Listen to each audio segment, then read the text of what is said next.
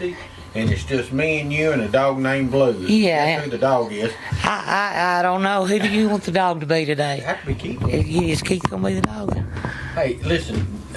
You know, we talked about advertisement last week, and of course it was so much.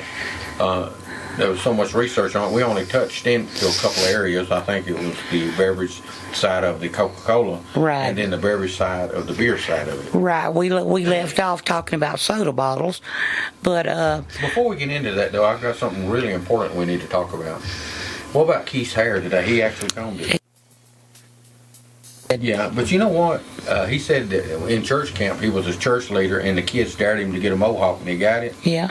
Well, I'd like to see him have one of those alfalfa rooster combs. Right. Yeah. Look Would you like do that, alfalfa. Just pull it up in the back Will you there. do it? Maybe next week. Really? Will you do it for us? No. Yeah, we left off talking about soda bottles, but we were gonna touch on something a little before we get started about that. No advertisement. Yeah, still advertisement. You were talking to me earlier in the morning, and I just done a little quick search. We were talking about average product placement in films, and you know how you'll see like a Coca-Cola bottle in a movie or a Pepsi bottle, When or you say early in the morning, really that's not early, Ronnie. 'Cause I That- called you about 7 o'clock. that was I've early. been up about That's 3 or 4 hours. That's early for me. I'd only been up about an hour. Well, to me, a half a day's gone. You'd already walked a couple miles by Yeah, then. it worked out. Yeah. I called you. Yeah, you were in the gym when you called. But I was gonna just start out in early films. And I interrupted you. Of course, you know I've got a bad habit of that. That's all right. But It makes it interesting. what we're actually going to focus on for a little while in this show today is about advertisement in movies and also TV shows. Yeah, yes, I have some TV show examples here as well. Product placement. What? That's right. Product placement. I think is what it's Tell you called. what, I think we said that, didn't we? you know, I think though, you know, think about it. I mean, he's got a vocabulary, hasn't he? That's always interesting. Yeah. Was E.T. the first one that really pushed that? No, no. As a matter of fact, one of the earliest examples Well, now. wait a minute, you should have said I know that yes was a because big you're one. making him look bad, right? I Yeah. know that was a big one. Like, It wasn't the first one. But they've been doing that a long time. Pieces, maybe? Reese's Pieces. Yeah. Down. Yeah. Yeah. I watched Reese's Pieces. Wow. Yeah. Yeah, you know, feature film, you know, they have expectations, you know, of getting like millions of people to come in and watch the movies, you know, and that attracts marketeers. In many cases, you know, no payments made for product placement or product exposure, and no promise of marketing support is made when the consumer brands appear in the movies. A lot of, cause the film productions, they need props for their scenes. So the movie's property masters, and they're the ones that are responsible for gathering the props, and they'll contact the middlemen agencies for the product companies directly.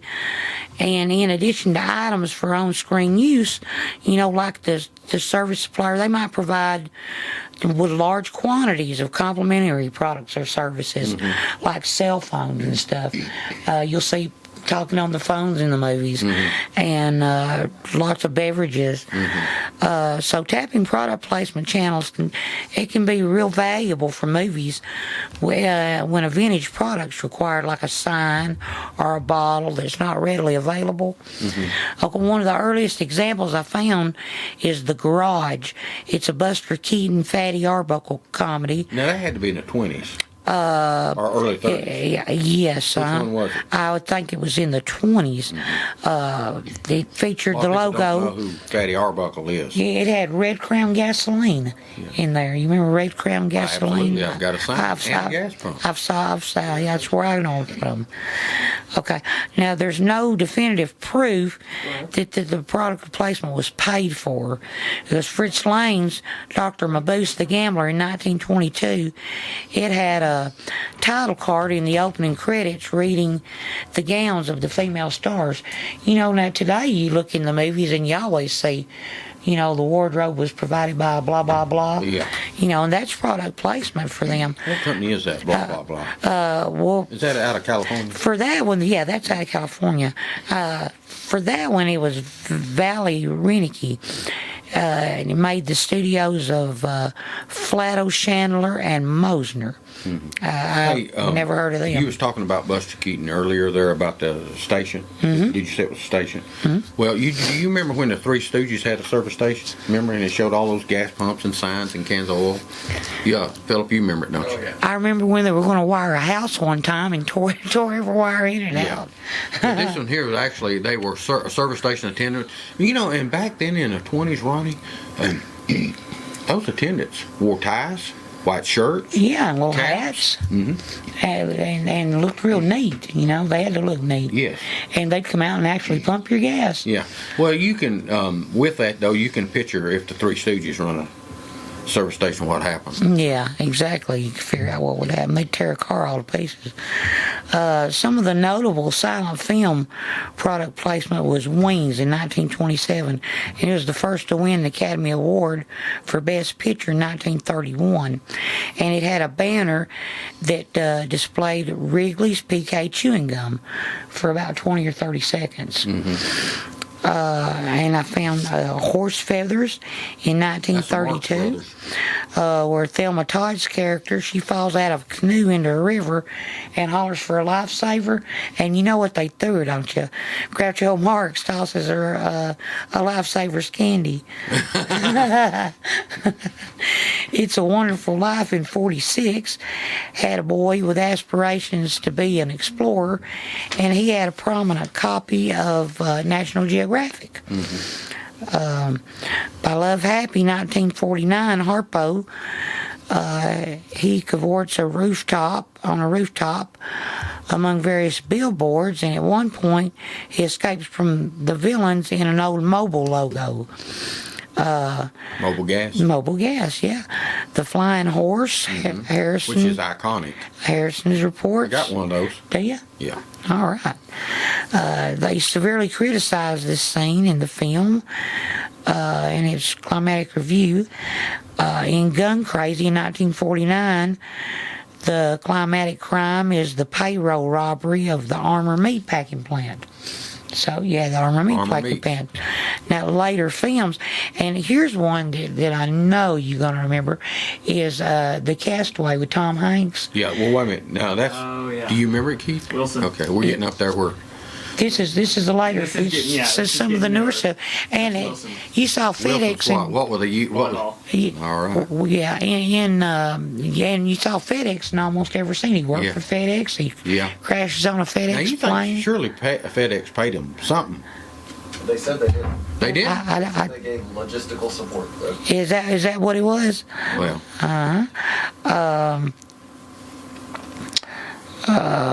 Yeah, I don't think they did. well, that's what Philip said they didn't. They just give him I think Philip's right. location support. Now, Cheerios and Coca-Cola, they had product placements in Evita, the Andrew Lloyd Webber musical, and Superman the movie, the sequel, Superman 2. You remember Clark Kent has Cheerios for breakfast, you know, in Smallville. In the climax, he crashes into a giant Coca-Cola sign, you know, so there's lots of product placement. It's real prominent in movies nowadays. I'll tell you the truth, Ronnie. Whether it be a brand new movie or an old movie. Of course, you know, Nancy gets on to me anyway because she says that's all I do is watch old movies.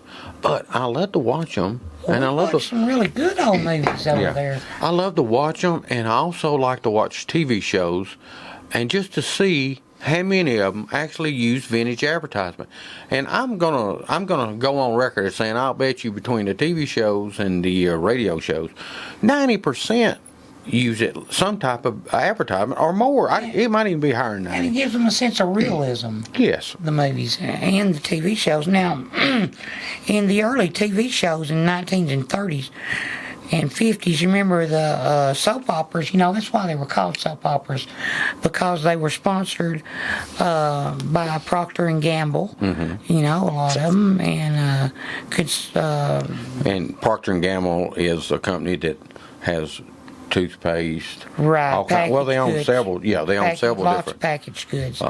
Now, name brands. when television began to displace radio, because before TV, everybody listened to the soap operas on the radio. Yeah, but they would say, this is the say- Lucky Strike hour, or this is the Procter and Gamble hour. On the radio, they would, they would use that. Even on the Grand Ole Opry, just Well, Martha White. if anybody don't know, the Grand Ole Opry. Now you bake right with Martha White, Yeah. right, Philip? Goodness gracious. It's Yeah, everybody that grew up watching the Grand Ole Opry can sing that little lyric song about Martha White. Mm-hmm. And they sold a lot of flour and made a lot of biscuits from it. You're right. Let's see what else we got here. The Studebakers were really conspicuously displayed in Mr. Ed.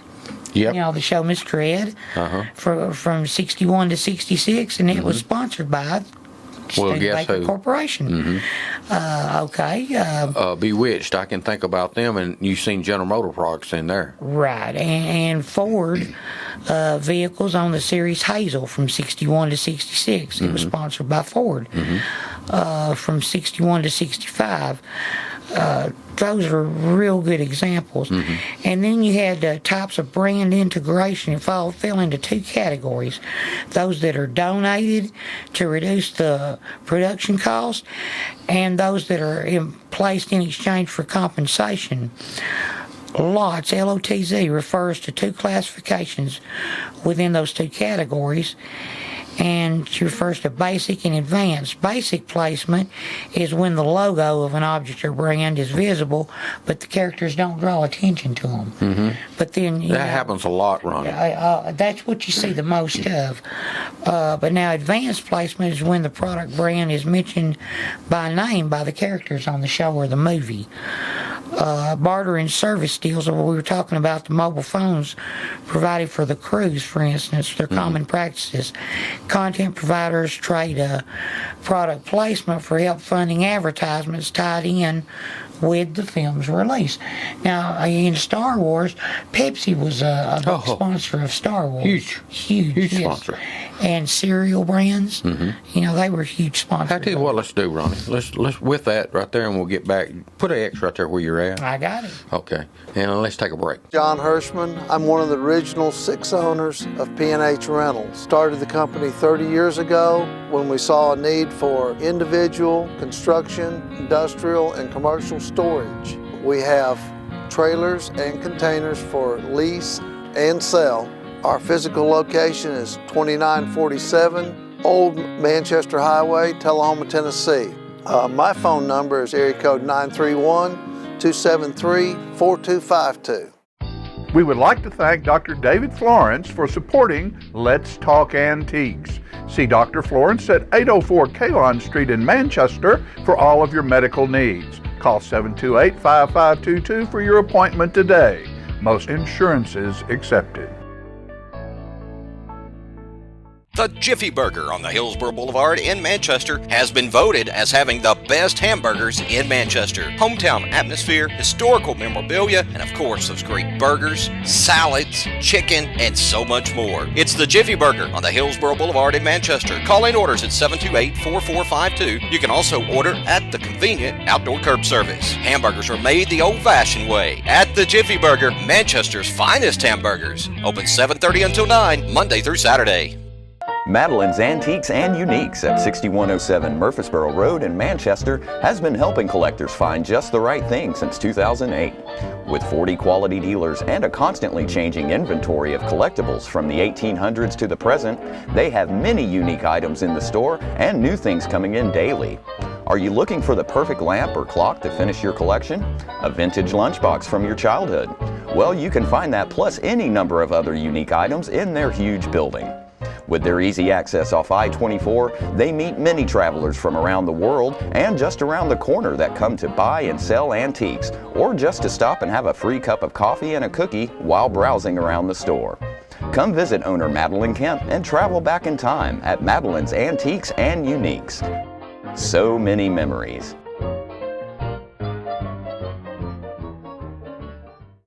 All right, we're back. And we was kind of trying to stall a little bit, but who was that you just played on that? Pearl Jam. That one was Daughter. Okay, and I tell you, They're headlining Bonnaroo this year. they sure are. They What'd you- announced it last night. What'd you think about the headline? That's the only headline. You as a young person, did you recognize a lot of them? Grateful Dead. Do you know who that is? No. Well, I think what he meant was, I think he's only kidding. You need to be grateful that you're not dead. Is that what? Yeah, I know the name Pearl Jam, but I've never listened to them. Really? They Well, the came Grateful out in Dead, the 90s. just to, I think Pearl Jam will be a big draw. yeah. Well, the I Grateful was born in Dead, 92, so that was they had a real cult following, and still do.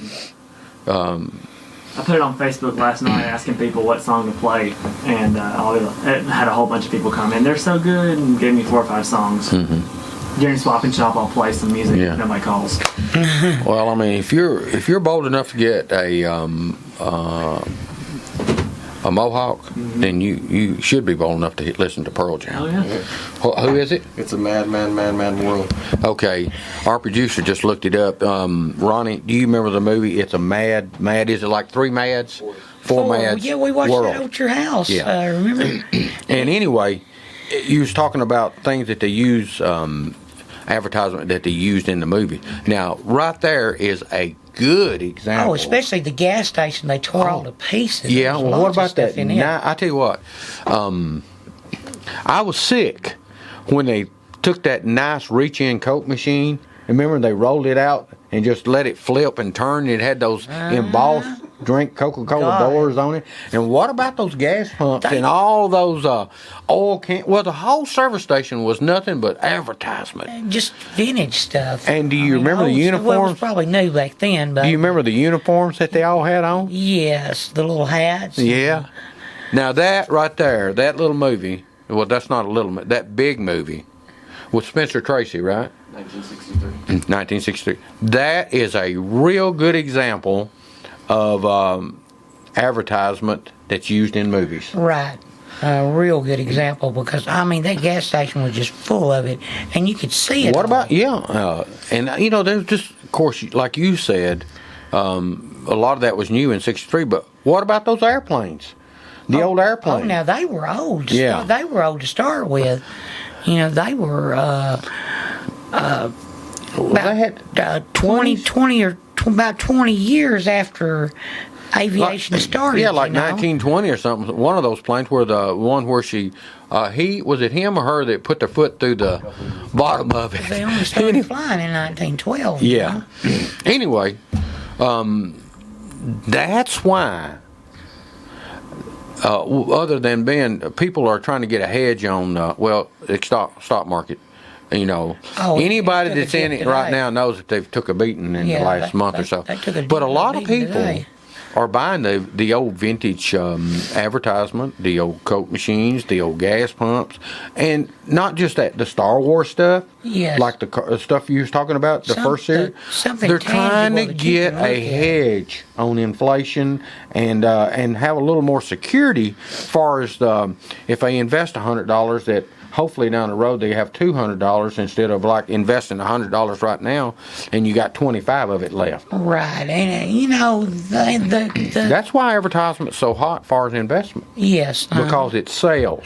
it's always going to sell. I've too. done a study on Coke machines and gas pumps. I've tracked them for years, and every 8 years, you know, from the time I bought a gas pump, they have doubled in value. And when I say that, I am not talking about some guy that wrote a book and said, this is what it's worth. Right. I'm talking about, I watch eBay religiously. I'm probably going to have to get some counseling on that. But anyway, I watch it all the time with, advertisement, all kinds of different things. And right now, a product that's really down that a person can make an investment in is vintage Coca-Cola trays. If you ever wanted a Coca-Cola tray collection Now's the time to from buy the it. early 1900s up till, I like to stop about 1950. Mm-hmm. To me, though, the 20s, 30s, and 40s, they had the most beautiful signs. I mean, Coca-Cola trays. You know, they got one of a barefoot fishing boy, Johnny Weisenmuller. Just different ones, and it shows an old car with a couple of girls, and then they had one of a soda jerk, and then a couple of golfers. I mean, these are just beautiful, beautiful artwork. To me, that's what it is too, art. So that's enough of that. Well, and stuff like that, it goes in cycles too. It just like stocks, but stocks go in fast cycles. Yeah. Yeah, if you decide the market don't slide that much on this antique stuff. No. But like glassware is a good example of that. Glassware has took a hit, but it didn't do it overnight or within a month. Right. You had some could idea. see it coming. Yeah, you could see it coming, and you had plenty of time to react. And it doesn't depend on world events or, No. or what one country's doing or another country's doing. No, it don't on that part. But when that stock market takes a little hit, I'm telling you, eBay goes wild. Mm-hmm. People are wanting to, and I'm not the only one. You talk to lots of people now, all over America, all over the world. You see people selling stuff, but everybody talks about the investment, how good of an investment it is. You've got to have something secure to put your money in, and Yeah. why not have something nice that you can sit and look at and display? Let me give you a good example. A yellow case. You remember when the Coca-Cola had the yellow case? Mm-hmm.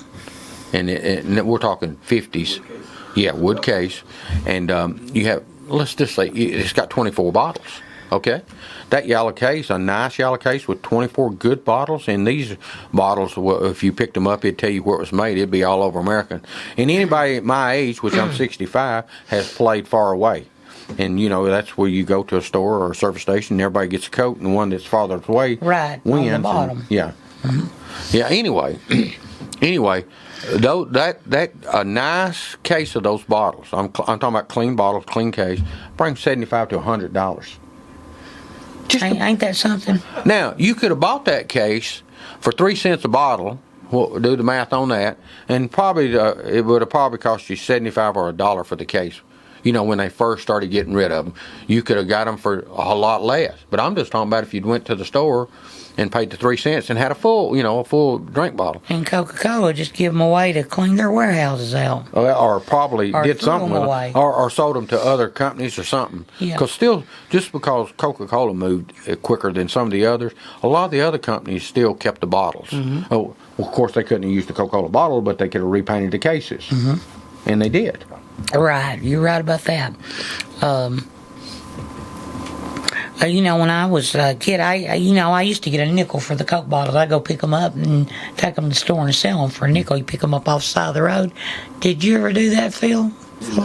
Well, I did. But when I was doing it, Ronnie, you did a lot better than me. When we picked them up, it was 3 cents. Well, now, toward the end there, they got to a dime. You could get a dime out of them. Yes, huh? Don't you wish you had hundreds of cases of those? I'm telling you, I wish I just picked them up and kept them now. Yeah. Well, right there's one. And the more rare the bottle, like Orange Crush bottles, different companies have different bottles. New Grape. I'm talking about the older style, the older style Orange Crush, and some of the newer, Orange Crush. I'm telling you, expensive if you start selling them one at a time too. Well, and I'm going to tell you about something else here. We're talking about the bottles here in a minute. That'll really blow your mind. What's bringing some money? Okay. But before we do, we were trying to educate them about advertising in the movies. But now, they had a replacement for the older movies. What's that mean? That means that they would take products in existing content, current product placement, and add them to older programs or reruns, that they were going to release on video or that they were going to put into syndication. Mm-hmm. And let me see if I can find it there. Examples included Numbers, Still Standing, where a scene might be originally shot with a blank table, okay? With sponsored products, they would be digitally added. On the table? On the table. They would take that table, and then they would go in there and they would scan it in, and then they would add those products and have them on the tables or just sitting around. Ain't that neat? It's real neat. How they would do that? I'm assuming that that'd be a Sundrop sitting on that table or Coca-Cola or something, right? Yes. Vendors like Massive Incorporated, they would transmit user information Here's one thing. As of 2007, Tell you what, you hold that thought. okay, Let's take another break. Okay. You've talked us right into another break. all right. John Hirschman. I'm one of the original 6 owners of P&H Rentals. Started the company 30 years ago when we saw a need for individual, construction, industrial, and commercial storage. We have trailers and containers for lease and sell. Our physical location is 2947 Old Manchester Highway, Tullahoma, Tennessee. My phone number is area code 931-273-4252. The Jiffy Burger on the Hillsborough Boulevard in Manchester has been voted as having the best hamburgers in Manchester. Hometown atmosphere, historical memorabilia, and of course those great burgers, salads, chicken, and so much more. It's the Jiffy Burger on the Hillsborough Boulevard in Manchester. Call in orders at 728-4452. You can also order at the convenient outdoor curb service. Hamburgers are made the old-fashioned way at the Jiffy Burger, Manchester's finest hamburgers. Open 7:30 until 9, Monday through Saturday. Madeline's Antiques and Uniques at 6107 Murfreesboro Road in Manchester has been helping collectors find just the right thing since 2008. With 40 quality dealers and a constantly changing inventory of collectibles from the 1800s to the present, they have many unique items in the store and new things coming in daily. Are you looking for the perfect lamp or clock to finish your collection? A vintage lunchbox from your childhood? Well, you can find that plus any number of other unique items in their huge building.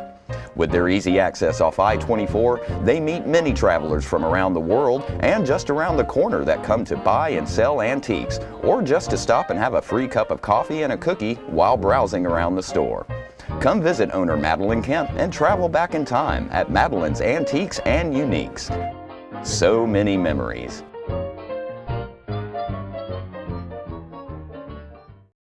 We would like to thank Dr. David Florence for supporting Let's Talk Antiques. See Dr. Florence at 804 Kalon Street in Manchester for all of your medical needs. Call 728-5522 for your appointment today.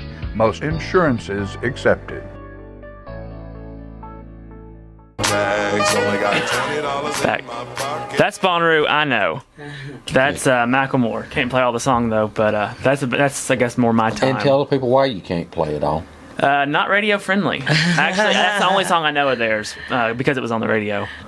But Well, you got very lucky a while ago when you got a tip on that song. yeah, the Pearl Jam evidently wasn't clean either. Yeah. Okay. Well, the other thing that I was going to talk about, and this will wind up our product placement thing, because it's going to bring us up to date. As of 2007, dynamic or switchable placements became possible, and the placements could be customized based on factors such as demographics, psychological or behavioral information about customers, in-game information to their advertising vendors, like you know how you see the advertisements in the online video games. And we were talking about Massive Incorporate. What they transmit their user information to their servers, like individual player IDs and data about what was on the screen and for how long. And now that it enables user-specific placements. We've come from just having a product on a table in Buster Keaton's time to them being able to know the things that you like and be able to actually put that in whatever you're doing. Mm-hmm. That's amazing. And how far we've come since then. What's amazing to me is them milk bottles you're going to talk about. Yeah. I've got them pulled up here. Yeah, I told you Go ahead. We were talking about the Coke bottles, that milk bottles. There's probably a little more money in milk bottles. Yeah, now dairy collectibles, and what dairy collectibles are is like milk bottles, bottle caps, the milk cans. Remember the milk cans? Yeah. Wooden crates, signs, trays, ice cream containers, clocks, and calendars, just to name a few. There's some other things too, but the milk bottles, they had the company's names embossed or painted on them. Mm-hmm. The manufacturer's name was also carved into the early milk crates. You know, you were talking about like the Coca-Cola crates. They carried the product on it. Now, dairy signs were made out of cardboard or tin, and they often had like children or families on them. By the early 1900s, advertising messages, they would have the messages included, like their slogans.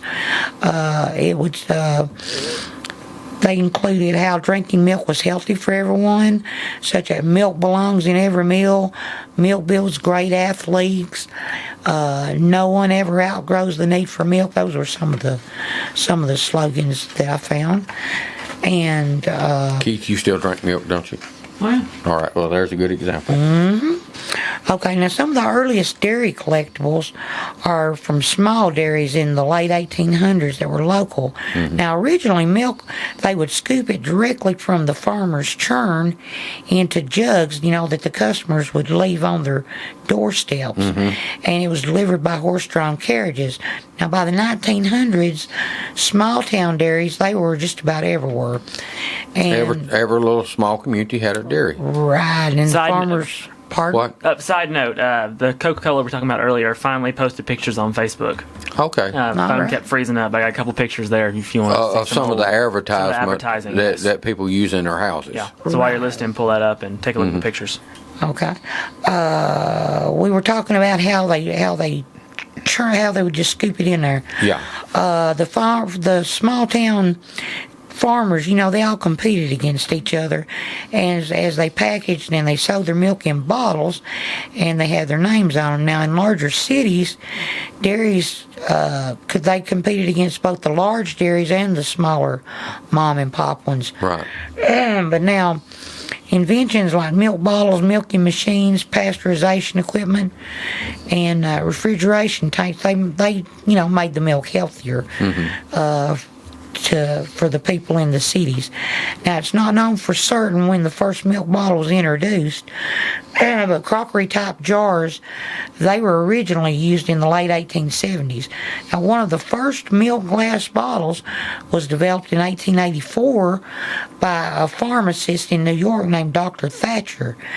Thatcher's Common Sense milk bottle had caps that were sealed with wax paper discs, and that protected the milk, Right. from the germs.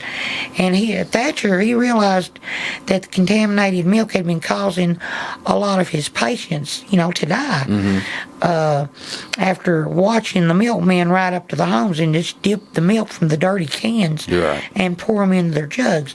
So his bottles, they were embossed with an image of a farmer milking a cow, and it said absolutely pure bottled milk.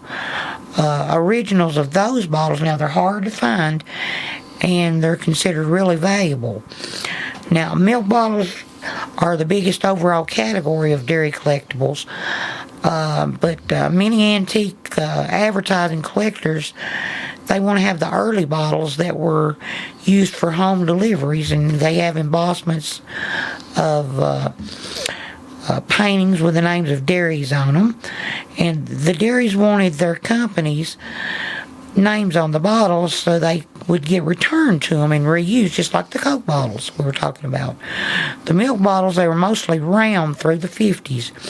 Now then the square bottles became more popular, and they had either the short bottles, they started to look familiar and similar with the clear glass, and either a short or medium length neck. And they also have the rounded collar, but not a wide mouth to make pouring easier. Yes. Okay, the value of the bottles depends on the condition, the size of the dairy, and the image and the message and the paint color. As manufacturers improve their milk making, bottles, they found it was less expensive to change from embossed labels to applied colors labels, and they call that ACL for applied color label. Right. Okay, the bottles. Which means that they just painted on the bottle. Right, instead of embossing it on the bottles, Yeah. they just applied the colors. And the ones that used slug plates, they're often considered really valuable.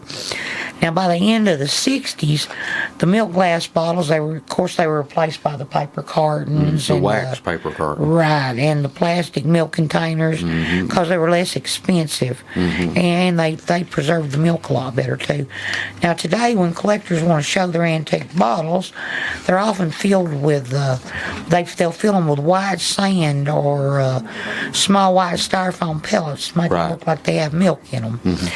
And I tell you what, you're talking about these milk bottles, and of course I went to our buddy eBay. Right. You know, he's really grew into our biggest buddy. he is my best friend. Well, anyway, I did a completed auction, Uh-huh. and you're talking about some of the earlier milk bottles. Well, this is the 1950. Right. Okay, this is 1950, 50s, and it's ruby red Royal Borden's milk bottle. It's a quart bottle. Uh-huh.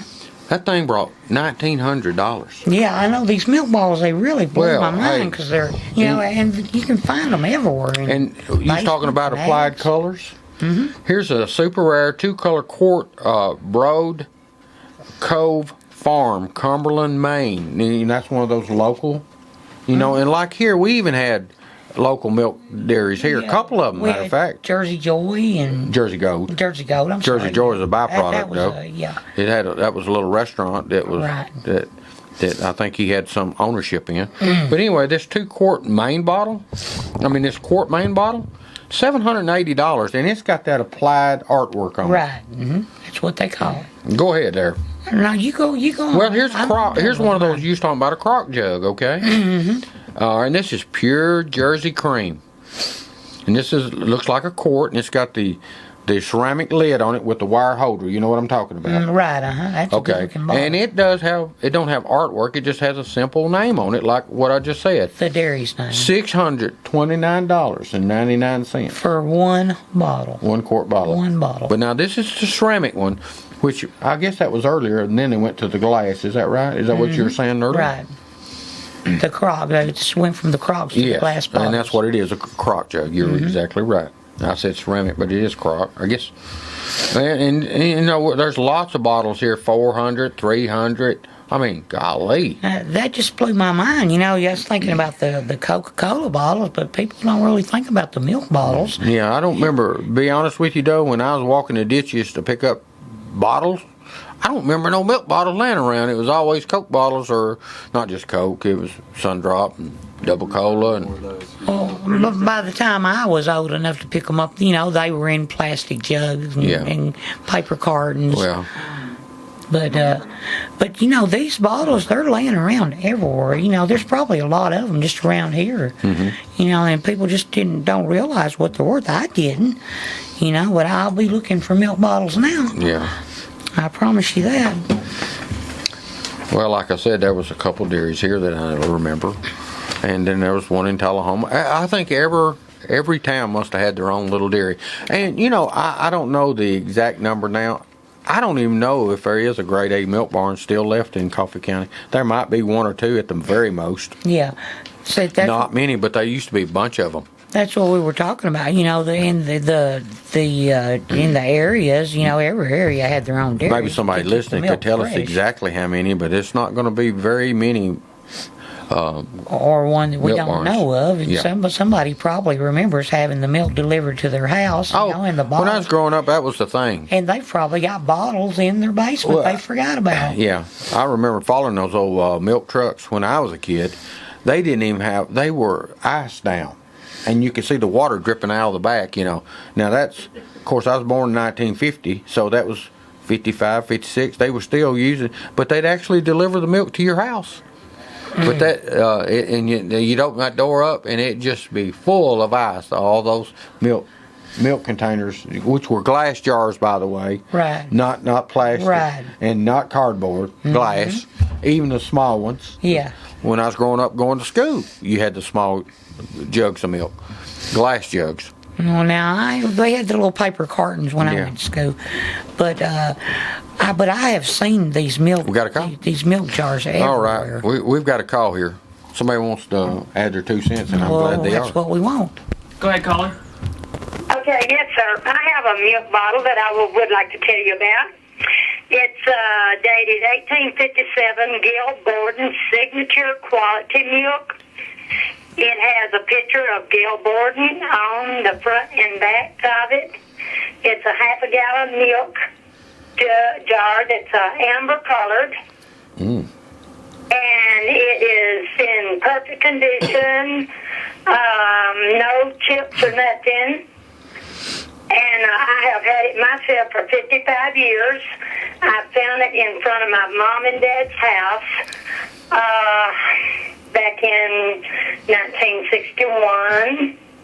And I still have it here at my home, and I don't know the price. I don't know what it would be worth or anything like that. But I think that it came from the maneuvers. I think it was from the maneuvers back when the soldiers was in the area. Wow. Okay, now does your Borden milk bottle have a picture, looks like a round circle with a person's head on it? Does it have that on it? Gail Borden, G-A-I-L Borden, and it's dated 1857. Yeah. Gail Borden, signature quality milk. Okay, but it don't actually have a picture painted on it, does it? Yes, it has a picture of Gail Borden on it. Okay, I'm looking at an amber bottle, and let me see what year it says this and is. It don't even say, but I'm looking at an amber bottle that has that picture on it, and it says Borden on top, and below the picture at an angle it says Gail Borden. Is that how yours is? Yeah, it sounds like it, but mine's got 1857 on it. Well, that might have been when the company started or something. I'm thinking that's when the makes it company out. Okay, started. that bottle right now, I've looked at completed auction, is $20. Okay. All right? Okay, well, I just want to share that with you. Well, hey, anytime that we are doing the show, please call in. We enjoy people calling in, and it gives us a challenge, too, to look up some of this stuff. Okay, well, thank you so much. Okay. And gives you an idea of what's laying around in the area, too. And by the way, when I looked this up, that was the highest price going down, too, you know. Cause, now, there was a clear bottle, a Borden's clear bottle, and it was a 1 quart, and it didn't have it wasn't amber like she's got. It brought $34.99, I'll say $35. But I love it. She's right. It's a good-looking bottle. Yeah, it is. And the amber ones, you don't see that many of them. But, you know, that would have kind of helped preserve the milk, too. I think the color might be a little better than the clear ones. If you remember 7-Up originally, you used to see them in the amber bottles in the 40s. Well, and Coca-Cola had amber bottles. Mm-hmm. Lots of different soda companies had amber bottles. Well, anyway, I'm glad we got to look that up. Take a break. You want to take one? Let's take one. All right, let's do it. Madeline's Antiques and Uniques at 6107 Murfreesboro Road in Manchester has been helping collectors find just the right thing since 2008. With 40 quality dealers and a constantly changing inventory of collectibles from the 1800s to the present, they have many unique items in the store and new things coming in daily. Are you looking for the perfect lamp or clock to finish your collection?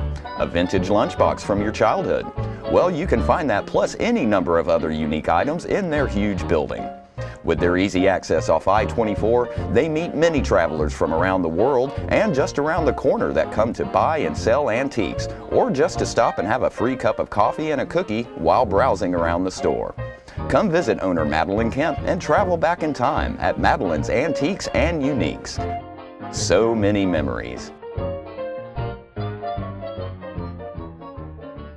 The Jiffy Burger on the Hillsborough Boulevard in Manchester has been voted as having the best hamburgers in Manchester. Hometown atmosphere, historical memorabilia, and of course those great burgers, salads, chicken, and so much more. It's the Jiffy Burger on the Hillsborough Boulevard in Manchester. Call in orders at 728-4452. You can also order at the convenient outdoor curb service. Hamburgers are made the old-fashioned way at the Jiffy Burger, Manchester's finest hamburgers. Open 7:30 until 9, Monday through Saturday.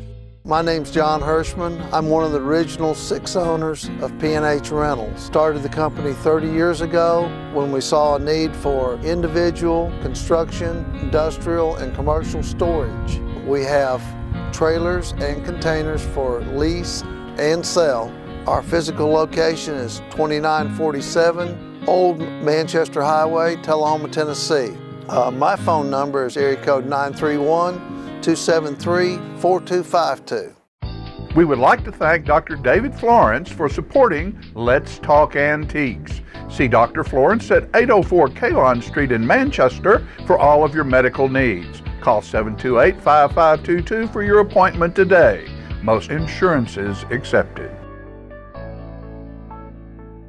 All right. Hey, we're back, and I tell you what, the ladies got me looking at other things here about here. I just did went to eBay and done amber milk bottles, and this one here is a Sinton, Colorado Springs, Colorado. It's a quart one. It's 1915 to 1920. It brought $255. Wow, and you know hers is older than that one. Well, that's when the company was established. Right, right. It's not the date of the bottle. yeah. Right. Okay. Hotling Binghamton, New York. This is a quart bottle. Of course, it all depends on the dairy. You know, the rare dairies. Right. This bottle brought $104. You was talking about, here's a delivery box. And it brought $94. Now those people would set them on their porch for them to come over and put it in, right? Mm-hmm. Okay, I found one of those. Yeah, and a galvanized it would one. keep it cold. Yeah, they brought $375. Kinda like a little cooler. Oh, they were insulated? Yeah. I didn't know that. And they would just put the product in there and it kept it cold. Oh, in case they were gone when they brought them over. Yeah, because if you think about it, if you just set a milk jug on a porch, and you could do that, and a lot of them did do that, but if you had your little container like you was talking about, that little wooden container, sure to keep the milk colder. Yeah. And you know, here's some more amber bottles, and they go on right on down to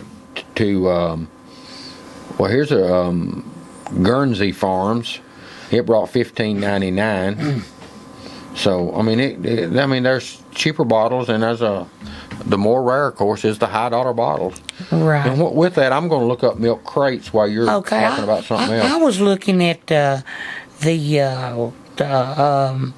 Victory. It was Victory bottle from the war, from Cincinnati, Ohio. It brought $410, and it had the applied color on it. Mm-hmm. And I found a one from Santa Barbara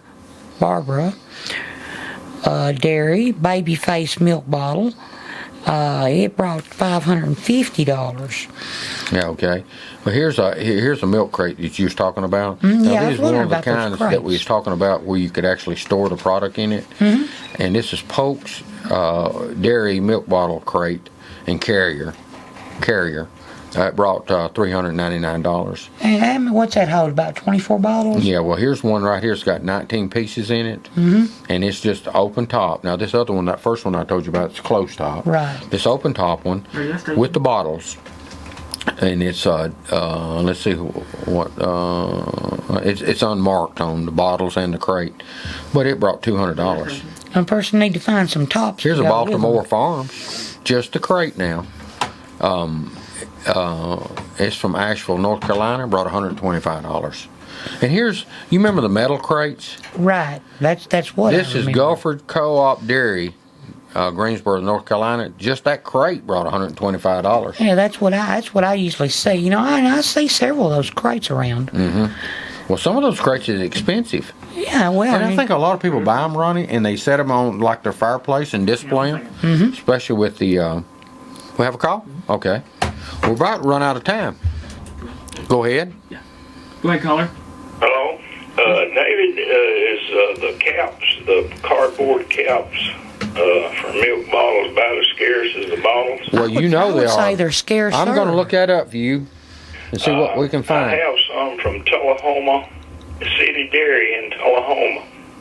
Yeah. You ever hear of the City Dairy? I didn't know they had one. Oh, yeah. I didn't either. You know, and that's what we was talking about earlier. We was talking about every town had their own little dairy, like over here. How many was over here? You know that answer. One Jersey Gold was the only one. Well, wasn't there one over there by the school, the city school? Yes, it was Carnation. Mm-hmm. Carnation. Yeah. Jersey Gold was the only one that I remembered. Well, so see, that's two right here in Manchester. Yeah. And did you hear me talking earlier? I wonder how many grade A milk barns still left in Coffee County? Not very many. Well, didn't you work at Jersey Gold some? No, I didn't work. Okay, but you just collected some Jersey Gold stuff. Okay, here we go. I've got some cardboard milk caps, the highest price. Okay, now that's not your cap because yours is more rare, and that would have to be a localized collector that wants your cap. But Right. here is 10 cardboard milk bottle caps. Door and Means Dairies. It's in Marcus, Iowa. It brought $51. And here's a Ryman milk bottle cap, 7 of them unused. And there was out of Murray, Kentucky. They brought $43. I've got about 50 of these. Well, Now, they're not milk, they're orange aid, but I come across the man, his parents owned this dairy in Tullahoma, yeah. and they bought all that I had with me at the time. Huh. That's amazing. Holden, Michael Holden was his name. I still got his name. Yeah. They wanted- He says he knows him. Oh yeah. Yeah. But they bought all that I had. They probably had some bottles to Yeah. go with them. Hey, here's a kind of a neat one. It's this here's Noel's Dairy, and it's chocolate eyes drink. It's pasteurized chocolate milk, and that one lid brought 1950. 1950. Well, after they bought these, and I found out who they were and what that they had owned this dairy, I'm going to go up a little on mine. I think I was selling them two for $1. Well, you don't have that many left, so you need to go up on them, right? Yeah. So, thank you, sir. All righty. Or find you some bottles to go with them and put them on and then sell the whole. Here's another. We got about a minute. All right, well, real quick, we're gonna go after this one here. We're gonna have to get out of here. We got a minute left. But here's a Larry's Dairy. It was in Iowa, and this is just one cap, and it's white with blue writing on it. It brought $6.50 just for one little old cardboard cap. Not bad for a piece of cardboard. Not bad for a small Well, piece with of that, we're cardboard going. at I tell you all. what you've done, Ronnie. You have talked us 1 hour of a show. Well, This hour's flew by. we'll pick up on our others maybe next week, Yeah. or maybe we'll have something No, we'll else. have to talk about something different. I think Yeah. we'll. If we could get back on advertisement, we could talk for. You could talk about advertising Every for week. weeks and weeks and Yeah. weeks if you wanted to. We got to get out of here.